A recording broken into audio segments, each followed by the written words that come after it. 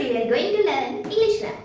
New concept, new things. See what is new today? The new is here is the one question. इथे question दिला आहे, त्याचे option दिलेत, आपल्याला correct option choose करायचा आहे. चला पाहूया क्वेश्चन काय.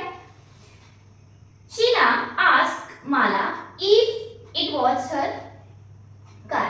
हाय दिसतोय आपल्याला की बदल केलेला आहे. इनडायरेक्ट स्पीच मध्ये दिलेला आहे, आपण डायरेक्ट स्पीच कशाचं इनडायरेक्ट स्पीच असेल हे आपल्याला शोधायचं आहे. चला पाहूया मग.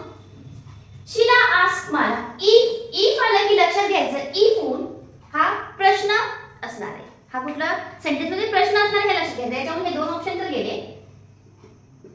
फर्स्ट आणि फोर्थ. आता राहिले दोन.